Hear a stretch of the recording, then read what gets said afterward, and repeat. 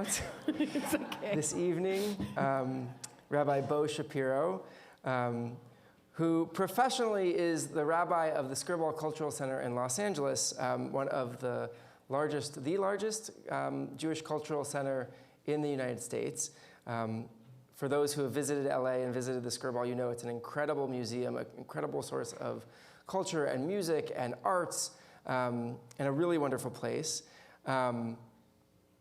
But beyond that, Bo and I were classmates throughout rabbinical school in Los Angeles. And as I talked about last week, Bo was there with Rabbi Prosnit and I in our first year of Israel. So if anybody has questions about Rabbi Prosnit, you can also refer to Rabbi Shapiro.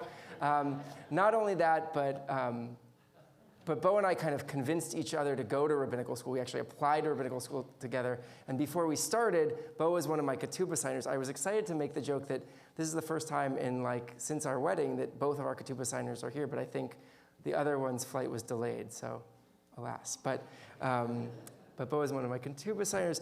Bo also has a really lovely side project that he's been running for a number of years in Los Angeles around conversion, which he's going to talk a little bit about tonight. So Rabbi Shapiro, it is my pleasure and my honor to welcome you to Beth Am, welcome you back to our Bima, and to hear you teach some words of Torah tonight.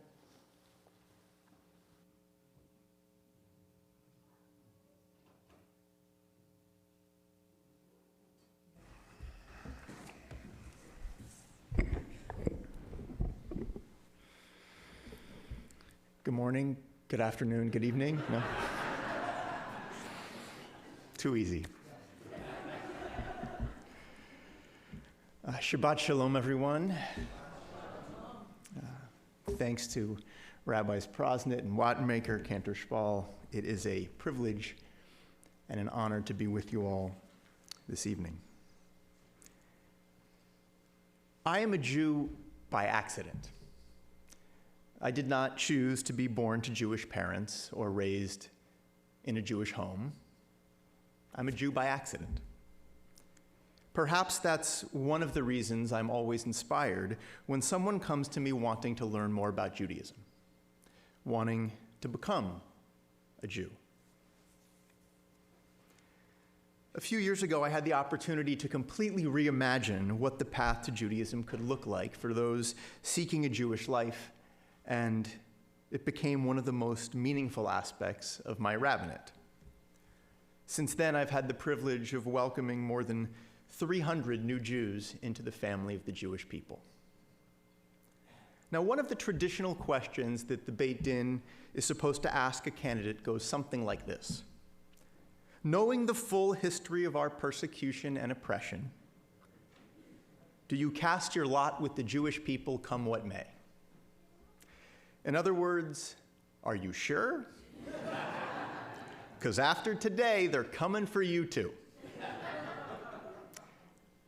Truth be told, it's always seemed like a throwaway question to me. Always a throwaway question sitting in a conference room in Bel Air in West Los Angeles. It has not felt like a throwaway question since October 7th. The few dozen folks who have sat before me these past 7.5 months have inspired me in countless ways. They've given me such deep and profound gratitude and hope. Along with the hundreds who came before them, they have also helped me see Judaism through fresh eyes, rekindling my love and appreciation for the ancient wisdom of our tradition. So in that spirit, here is what I have fallen in love with Judaism all over again. Number one, theologies. My friend and Seventh-day Adventist pastor, Ryan Bell, shared with me over breakfast a few years ago that he wasn't sure he believed in God anymore. He had just left the church and the ministry to begin a 12-month soul-searching journey he called A Year Without God. I'm filled with questions and I'm filled with doubt, he told me. It's very Jewish, I replied. Your journey, your questions, your doubt, it's all very Jewish. I know, he said with a laugh and a wry smile. I know. We all have doubts. That is very Jewish. And that's the point. One of the very first conversations I have with my students is what I call a theology meeting. For about an hour, we all chat about what we do believe, what we don't believe, as we learn about and explore half a dozen different ways to think about that which is greater than we. I usually end the session by highlighting the fact that the discussion we have just had is unique to Judaism, that in most other religious traditions, it would be considered heresy. But for us, it's simply a conversation over some lukewarm coffee. Number 2, we're in the community business. I often like to say that we're not in the God business, or the religion business, or the Judaism business. Rather, we're in the people business. We're in the community business. And we use all those things as tools to help us create community. Number 3, question, question, question. I hate to break it to you, but the rabbi does not have all the answers. In fact, we have very few.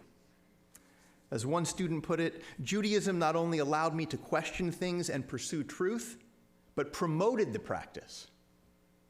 And all that questioning has a funny way of leading to more questions. Doubt and uncertainty are not to be suppressed. They're to be articulated and explored. It's not always satisfying, because we're human and sometimes we just want an answer. But it leads to such a rich, meaningful, and beautiful journey when we're able to question. My father-in-law loves to share the irony that his Jewish daughter won the Religious Studies Award at her Catholic high school every year for 4 years, in spite of being Jewish. Ashley will tell you that she won precisely because she is Jewish, because she wouldn't take any answer at face value. She questioned everything when many of her classmates did not. For better or worse, Judaism is not for the intellectually lazy. It's for the curious. Consider the Talmud for a moment. 2,711 pages of the rabbis asking questions, fiercely debating possible answers, sometimes successfully, other times not, but always passionately pursuing understanding, always questioning. Number 4, actions speak louder than words. Ours has long been called a religion of deed over creed, a tradition that privileges behavior over belief. It's true. One of my favorite quotes is attributed to the rabbinic sage known as Shammai, who taught his disciples to speak little and do much. It really is that simple. Number 5, the power of ritual.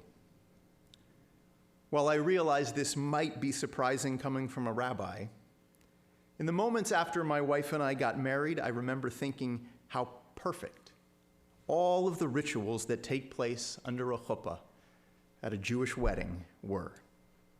They just worked. It's no different at the bris or the b'nai mitzvah.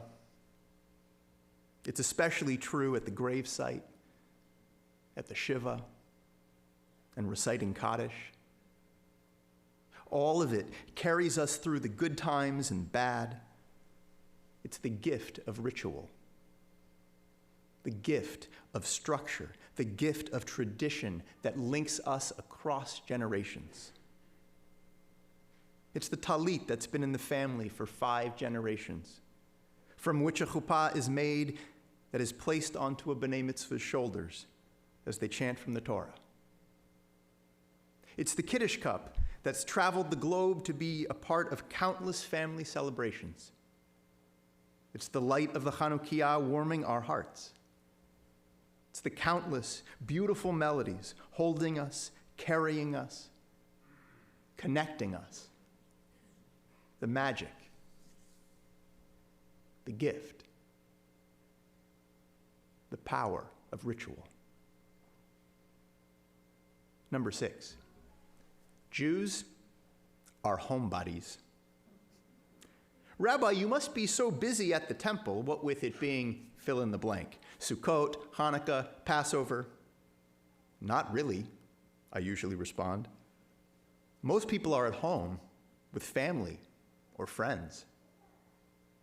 There's a midrash that when the ancient temple in Jerusalem was destroyed, that every person's home became a mikdash me'at, a miniature temple. A Jewish home is a holy and sacred place. But the rabbis don't stop there. They go on to say that not only is the temple replaced by the home, the altar is replaced by the table. So much of the beauty and the magic of Judaism happens at home. Sitting around a table, folding hamantashen, spinning a dreidel, lighting candles, eating latkes, retelling an ancient yet somehow timeless story of freedom and redemption, and of course the simple pleasure of candles, kiddush, and motzi. Sitting down to Shabbat dinner on a night like tonight with the people we love most. Number 7, the holiness of time. One of my favorite questions to ask at a Beit Din is whether or not there is a particular ritual or observance that the candidate has learned that really resonates with them, or that they really enjoy. The overwhelming majority of the time, the answer is the same: Shabbat. Our ancestors' innovation was to make time, not space, holy. To carve out and separate one day from the rest of the week and elevate it, making it an opportunity to pause, to reflect, to recharge, and reconnect. How ironic that thousands of years later, we need it more than ever. Heschel beautifully wrote that Shabbat was the silence of abstaining from noisy acts. There is so much noise in our world, so much noise in our lives. Shabbat is an invitation. It is permission to turn it all off. If you knew how many times we rehearsed that.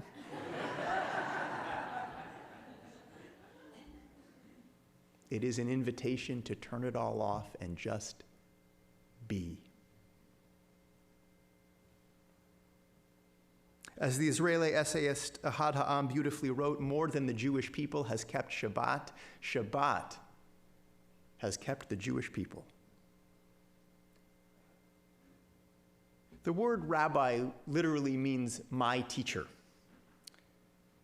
And while I know that everyone who I've had the privilege of studying with has learned a lot, I've learned so much more from them. It's so easy to take that which has always been ours right in front of our noses for granted. Despite the years of study in college, rabbinical school, where we did spend some time studying, and more than a decade of learning and teaching, I know that I took it for granted. To be a Jew is to take nothing for granted, to be grateful for everything. That's the reason we're meant to recite a lengthy list of blessings each and every morning, the Nasim Bechol Yom, the blessings for the daily miracles of our lives. Near the end of the list, there's a very simple blessing. Baruch atah Adonai Eloheinu melech ha'olam she'asani Yisrael. Praise to you, Adonai, our God, sovereign of the universe, who has made me a Jew. For years, I thought it to be a bit particularistic, egocentric even. It's not. It's a simple recognition of and appreciation for the richness and the beauty of Judaism, and how blessed we are to be a part of this ancient and timeless tradition. Maybe I'm not a Jew by accident after all. While it's true I did not choose to be born to Jewish parents or raised in a Jewish home, I'm standing here this evening because I did choose Judaism. Every single one of us did, or we wouldn't be here tonight. Let's remember that this Shabbat. Let's see the pearls of wisdom and wonder that have been right before our very eyes and embrace them, cherish them, and use them to make our world that so desperately needs it a little bit better and a little bit brighter. Shabbat Shalom.